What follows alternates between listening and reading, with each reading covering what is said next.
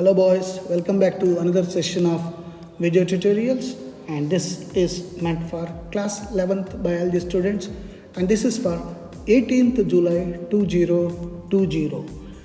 And from our memory we understand that we were talking about a chapter called Cell, the Unit of Life, and in our previous sessions we were talking about various cell organelles and reflecting their functions and how important they are for the cell. And in this session we are going to study about cytoskeletal structures.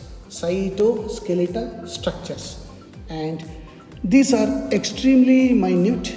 The cytoskeletal structures are extremely minute, fibrous and tube-like structures forming the framework inside the cell. That's why we are saying cytoskeleton. They are found only in eukaryotes. Eu means clear, karyon means nucleus, a cell that has got very clear nucleus. And they maintain shape of the cell, that is their main function. And then internal organization also provides mechanical support that enables cell to carry out essential functions like cell division, movement, and is located near the membrane. So they maintain shape of the cell, its extension, regulate orientation and the distribution of cell organelles and movement of cells. That's how they are very important internally. And these are of three types. One is the microfilaments, second one is microtubules, and there is third one called IFS. What is this IFS? Intermediate filaments. IFS is intermediate filaments. Now to start with, we go with the microfilaments. They are solid structures. Look at the size, 5 to 7 nanometers in length. Rods made up of proteins called actin. Now in many exams it will be asked. Name the protein that is present in microfilaments, actin, and it is generally present in muscle cells of the animals. So microfilaments are found in all eukaryotic cells, forming an extensive network in cytoplasm of non-muscle cells. They are solid, unbranched, rod-like fibrils of indefinite length and 50 to 60 angstrom units in diameter and composed mainly of globular protein called actin. This is the main ingredient, but have some filamentous proteins called myosin also may be present. What is the function of these microfilaments? These produce streaming movements. Remember, somewhere in junior class you studied paramecium, cyclosis, the entire cytoplasm moving around. That's called cyclosis of cytoplasm, and cause cleavage of animals or division. And myofilaments bring about muscle contraction, the muscle getting relaxed and contracting. They cause movement of villi to quicken absorption of food and are also responsible for change in cell shape. And now we come to microtubules, second one. Microtubules, these are hollow, unbranched, cylinder-like, about 25 nanometers width and 5 nanometers in thickness. They may occur singly or in bundles and radiate from centrioles to the periphery of the wall. Remember centrioles? In previous session we discussed centrosome, centrioles help in cell division, mitosis. The wall of microtubule is composed of 13 parallel protofilaments. 13 parallel protofilaments that enclose a central lumen about 150 degrees angstrom wide. Each protofilament is made up of row of globular subunits forming a protein tubulin. So this is, there we said actin. Here it is another protein, tubulin. And you need to remember microtubules and easy to remember. Microtubules, look at that, tubules, TU and TUBULIN, tubulin.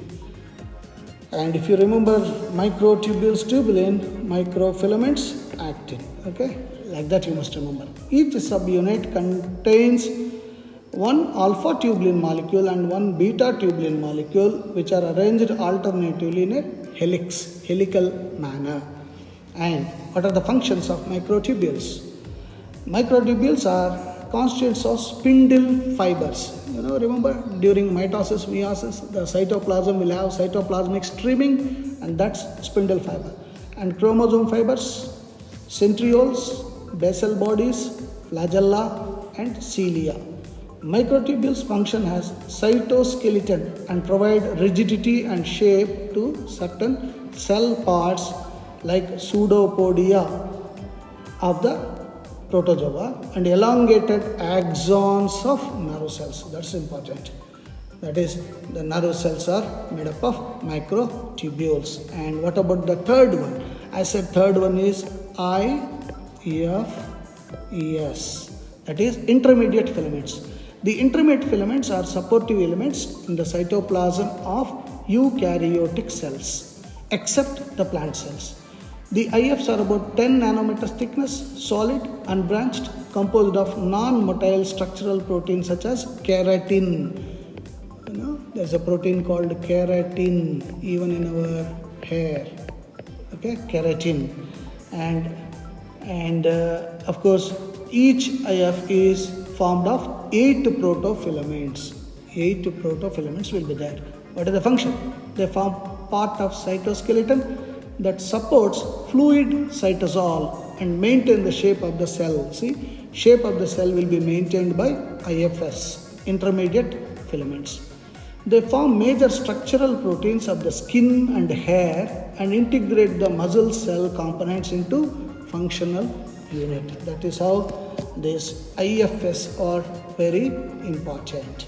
And we now come to very, very important, the king of the cell, that is nucleus. Without nucleus, nothing will be there. Why? Nucleus is hereditary organelle. It has got genes inside. Okay, and the genes are possible because of 2 nucleic acids, DNA and RNA. Look at that.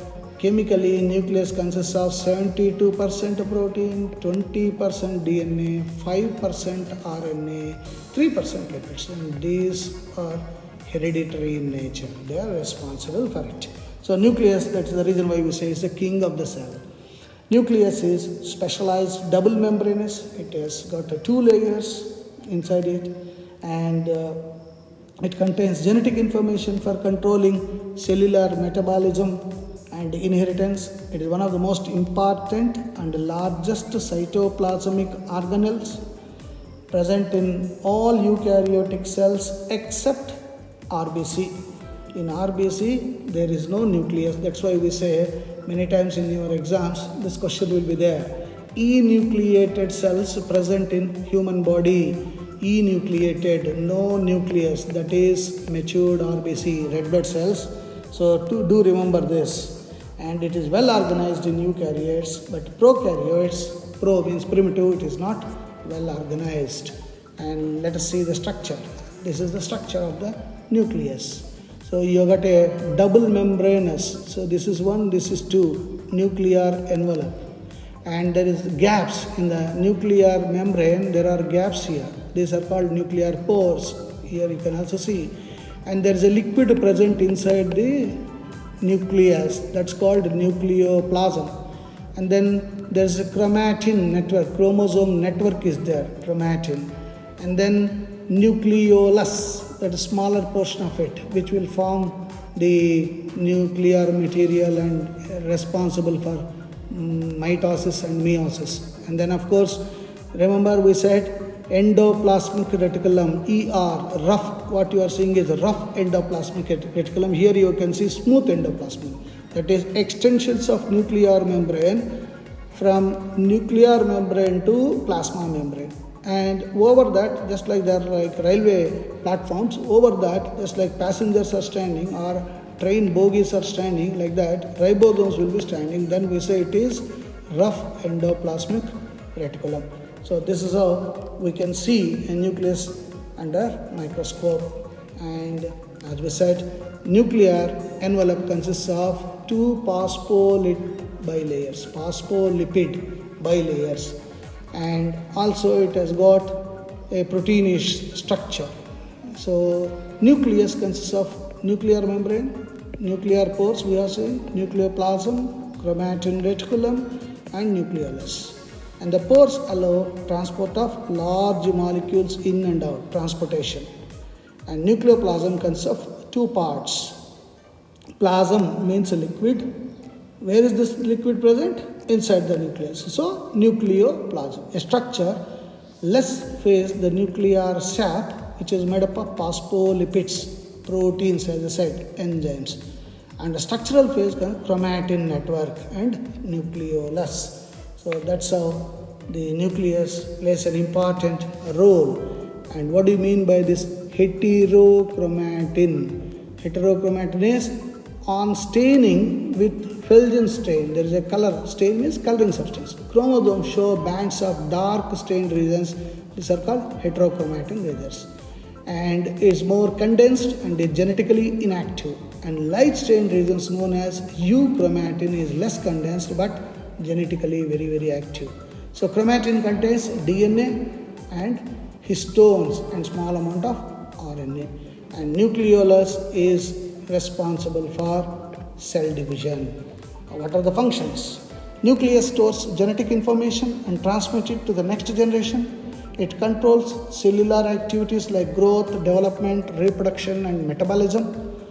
It controls the synthesis of RNA like mRNA, tRNA, and rRNA. Formation of enzymes it controls. Formation of structural proteins.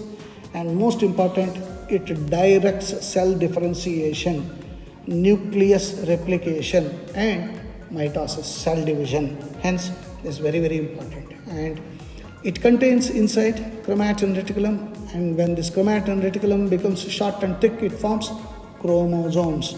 So these are rod-shaped or thread-like condensed chromatin fibers which appear only during karyokinesis. Karyon means nucleus, kinesis breaking. When nucleus breaks, that is prophase stage, and the beginning of metaphase, we can see the structures, chromosome structures.